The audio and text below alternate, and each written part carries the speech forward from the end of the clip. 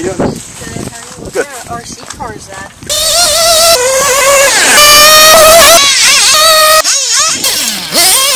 Badass one. All right, let's get right on it concerning the engines. Short version is, what I did a while back is I took out a lot of my older engines and I just kind of freshened them up a little bit, or attempted to freshen them up. Simply use them for backup. So, you know, Works B5, Works B6. We've got a Nova Rossi, a modified Nova Rossi. There is 2 HPI, F4.6, an Alpha Lutz, Maxstar 0.28, Losi 350, Losi 454,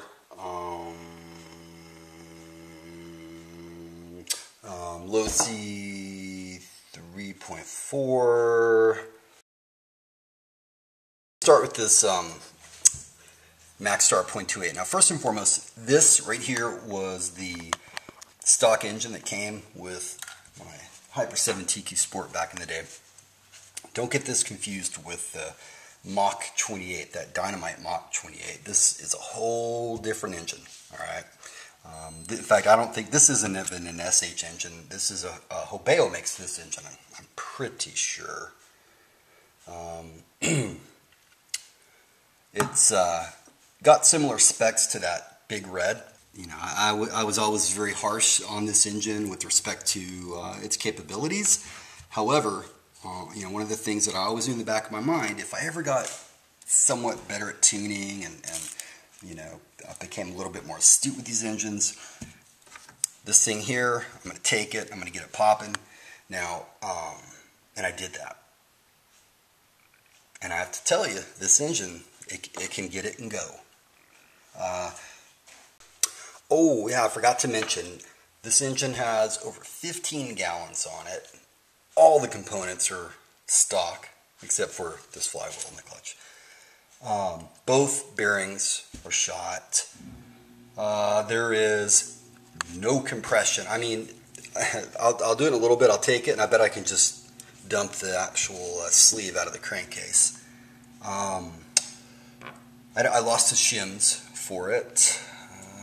There's just, you know, a lot of different things. But that's not the bad news. That's actually the good news. And the reason is,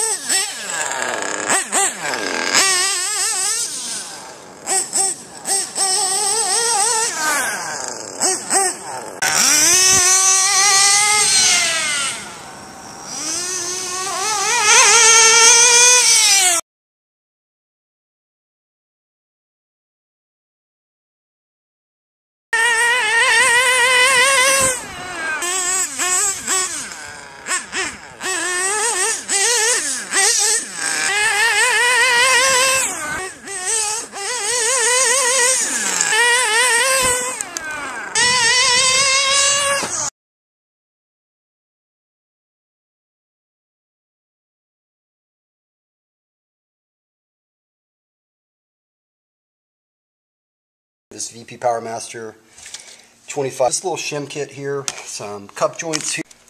I got these Losi clutch shoes, and these are actually for the LST. Now, the reason I got these is because I want to try it on the Savage.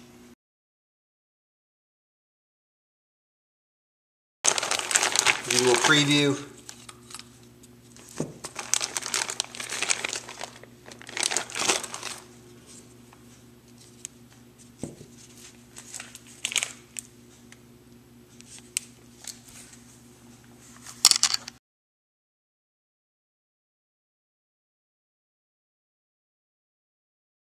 as I've stated several times previously, excuse me, you have to understand your problem domain before you even attempt the solution.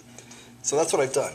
At this point, it's obvious that this engine needs bearings, shims, and frankly, a new piston and sleeve.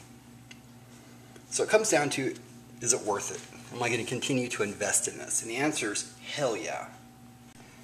Now, I'm fully aware that common thinking is, it's a kind of a waste of money to invest in engines because you can buy a newer one, for just a little bit more type thing. But a few things come into play here. The sentimental value with this engine, in addition to the fact that I think with a little bit of investment, again, I can have this thing just straight up rocking and rolling.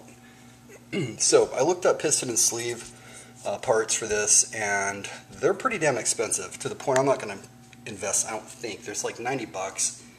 I may try to cut a deal because the guys that have the piston and sleeves with this in their inventory, they're not gonna get rid of them. So if you know anybody that's got them, I'll pay like $70. That's probably the max.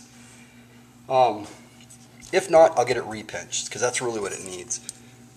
I'm also going to convert it to a bump start. I was already just starting it. I haven't even used the pull start. The pull start didn't work. That's probably $10. Additionally, the shims, a few bucks.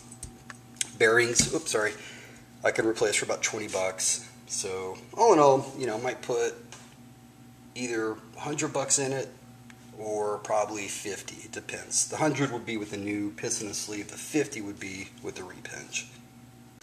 With PERT, as always the case, it simply shows you with just a little bit of work, some analysis, patience above all, practicing your tuning. There are certain engines out there you'd be surprised you can really get popping. That Max Star is definitely one of them. I got to give it up.